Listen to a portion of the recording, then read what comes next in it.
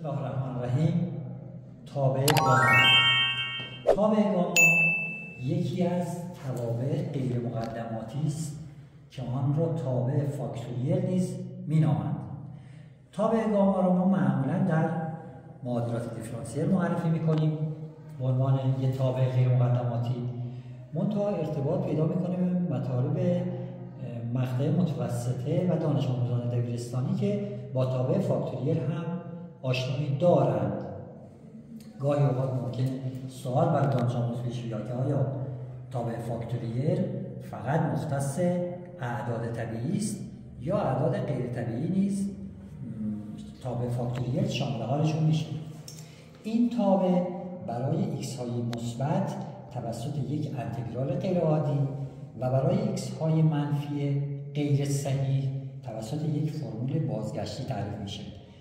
گامای x مساوی است با انتگرال صفر تا بی‌نهایت t به توان x منهای 1 e به توان منفی t دی t برای x های مثبت و برای x های منفی غیر صحیح میشه گامای x به اضافه 1 به روی x. حال برخی از خواص این تابع را بررسی می‌کنیم ضمن توضیح مثال‌هایی که خواص رو بیشتر براتون خواص این تابع رو باز کنیم.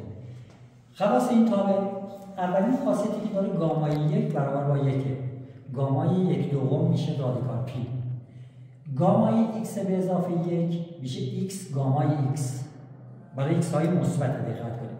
برای x های منفی غیر صحیح گامای x میشه گامای x به اضافه 1 به روی x. حال مثال ها رو توجه کنید. مثال 1 میخوایم گامای 7 دوم رو محاسبه کنیم.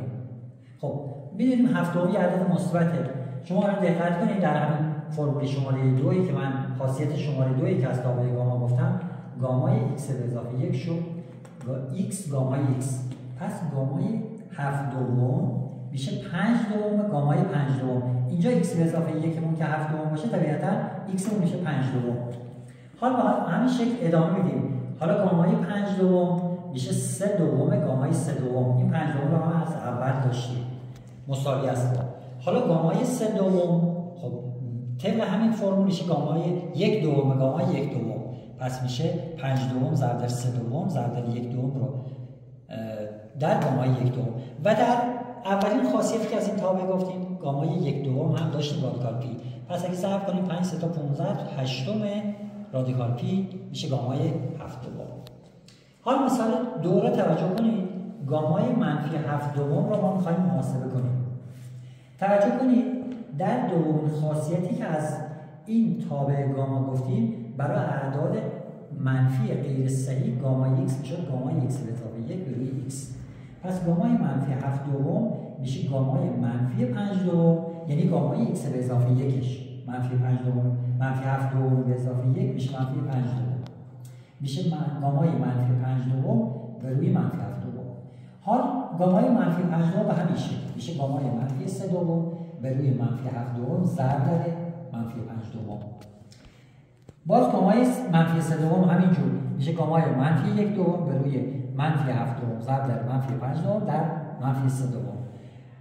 باز گامای منفی 1 دوم خب به اضافه 1 کنیم میشه گامای 1 دوم به روی منفی 7 دوم ضرب در منفی 5 دوم در منفی 3 دوم در منفی 1 دوم. گامای 1 دوم رو از قبل داشتیم به عنوان خواص پایه میشد رادیکال پی و اینها رو هم اگه در هم ضرب کنیم میشه 16 رادیکال پی.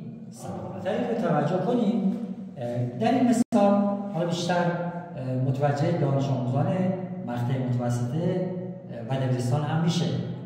گاهی براشون سوال پیش میاد آیا همینجوری که ما 5 فاکتوریل رو میتونیم محاسبه کنیم 1 دوم فاکتوریل هم قابل محاسبه است یا 3 دوم فاکتوریل هم قابل محاسبه است. این مثال توجه کنید میگه اگر 1 دوم فاکتوریل مساوی با رادیکال پی دوم باشد مقدار 3 دوم فاکتوریل رو محاسبه کنیم. توجه کنید من در فرمول های قبلی که اونجا خواص تابع گاما را مطرح کردم یه ستاره گذاشتم. از همون فرمول ستاره استفاده کنید. 1 دوم فاکتوریل میشه گامای 3 دوم. توجه کنید گامای x به اضافه 1 میشه x فاکتوریال. پس اینجا 1 دوم فاکتوریال میشه گامای 3 دوم. گامای 3 دوم هم توضیح دادم چطور محاسبه میکنید. میشه 1 دوم گامای 1 دوم. گامای 1 دوم خواص پایه بود که تعریف کردیم، میشه 1 دوم ضرب رادیکال پی، میشه رادیکال پی دوم. حالا بر همین اساس 3 دوم فاکتوریال رو توجه کنید. 3 دوم فاکتوریال طبق همون ستاره میشه گامای 5 دوم. گامای 5 دوم باز از همون خواص که استفاده کنید میشه 3 دوم گامای 3 دوم. دوباره گامای 3 دوم به همین شکل محاسبه میشه. 3 دوم رو داریم، گامای 3 دوم میشه 1 دوم گامای 1 دوم. 3 دوم ضرب در 1 دوم میشه 3 چهارم گامای 1 دوم هم که میشه رادیکال پی و مساوی با 3 رادیکال پی چهارم میشه. موفق و مؤید باشید.